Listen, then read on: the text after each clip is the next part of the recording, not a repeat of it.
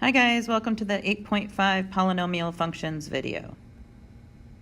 Alright, so in this video we talk about degrees, and the highest exponent wins. That's the degree of any trinomial or any polynomial that you're dealing with. This tells you the number of directional changes as well in the function, and I'm going to show you what that looks like on a graph. It just means that the line is going up, and then it'll go down, and then it'll go back up, and then it'll go back down. And it tells you how many times that changes depending on the degree of the polynomial. So for this first one, the highest degree is a 6, so therefore it's a 6th degree polynomial. For the next one, the highest degree is a 3, so it's a 3rd degree polynomial. All right, so we also have even and odd degrees. So if you take a look at the degree of this polynomial, the highest one is a 4, so that is an even number, which means it's going to have both tails going in the same direction. If it points up, then it's positive, and if it points down, then it's negative. So this first one is an even positive degree polynomial because they both are opening upward. Now, an odd degree, they have opposite directions. So you can see that this one is going down and this one's going up, and that's an odd degree because our degree of the polynomial is a 3, which is an odd number, and that makes it open in opposite directions because you have 3 different direction changes. You have it going up first, and then down, and then back up again. With this one, you have it going down, up, up. That's 4 direction changes. So do you see how that matches with the degree of the polynomial? So like I said, we have even positive, we have even negative, we have odd positive, and we have odd negative, depending on if they're opening upwards or downwards. So the first one I showed you like before is they both are opening upwards, and we had an even degree, so that means it's even and positive. And if they both open downwards, even though it has an even degree, it would be called an even negative. And then if it's odd, we're going to have it obviously open opposite ends. However, if we read the graph from left to right, this is going upward. Come back to me. There we go. So this is opening upward like this, which is a positive slope. So that's an odd positive polynomial degree function. And then if it's going downwards, that means it's having a negative slope. So that would be an odd and negative polynomial. And then down underneath each box, you'll see it says, as x is approaching infinity, what is y doing? So as x is going in this direction, what is y doing with that graph? And it's also approaching infinity because you can see that the numbers are going higher. So it's also, the y value is also going up. And then for even and negative, as x is approaching infinity and going this direction, you can see that the line is going down, which means that it's approaching negative infinity. And then for the third one, as x is approaching infinity going in this direction, what is the y values of every point? Well, the y values are going up. So that would be positive infinity. And then for the last one, as x is approaching infinity, going in this direction, what is our y values of these points? And it's going down, which means negative infinity.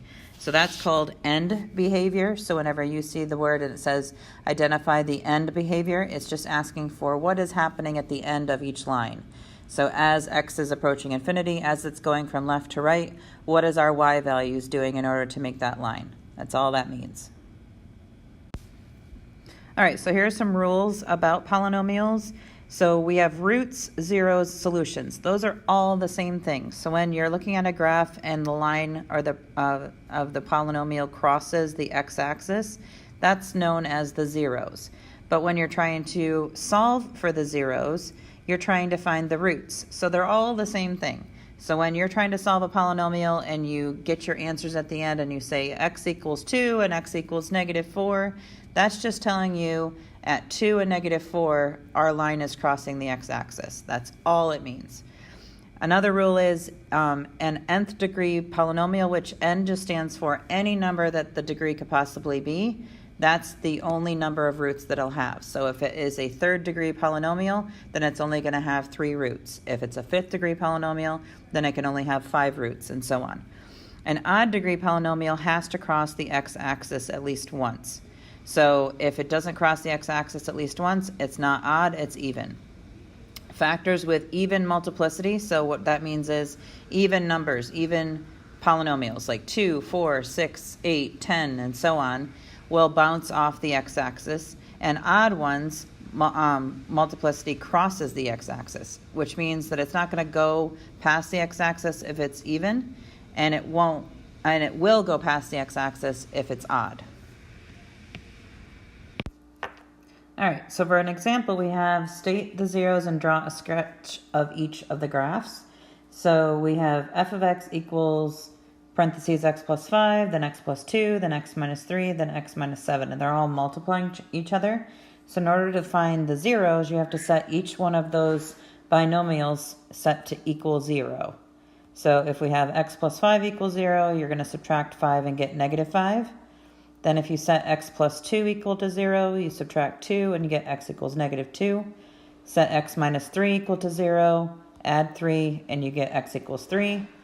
And set x minus 7 equal to 0, add 7 and you get x equals 7. So your zeros are negative 5, negative 2, 3, and 7.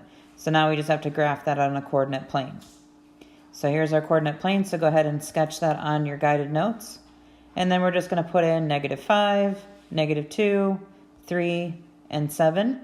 So we know if there is 4 zeros, that makes it an even polynomial, because 4 is an even number. So this is also going to be positive, so it's going to open upward. So we're just going to go opening through all those 4 points, and you're going to have a hyperbola that looks like that. So for the right-hand side, we have x minus 3 times x plus 2 quantity squared. So we're going to set x minus 3 equal to 0, and then add 3 to both sides and get x plus 3, or x equals 3. Then you're going to set x plus 2 to equal 0, subtract 2, and you get x equals negative 2. So those are our 2 zeros. So because you had a square, this is called the multiplicity of 2. In the beginning of the video, I told you that means that the line will bounce off that number. So whenever you have a quantity squared or a quantity raised to the 4th power, that is just a repeating binomial like x plus 2, that means there's 2 of them, then that means it's going to bounce off that answer. So it's not actually going to cross it. Let me show you what that means on the graph. So we're going to plot 3 and negative 2. Now I know that it has to start down and go up, because in order to bounce off that green negative 2, it can't bounce off and then just not go back up to the pink dot. So that means it's going to go like that. So it's going to come up to the green one, bounce down, and then come circle back up and go through the pink dot at 3. So because of that, it is odd, and it's odd because there are 3 different zeros. So even though you only see 2, x minus 3 is 1, x plus 2 is another, and then x plus 2 again is another because it's squared.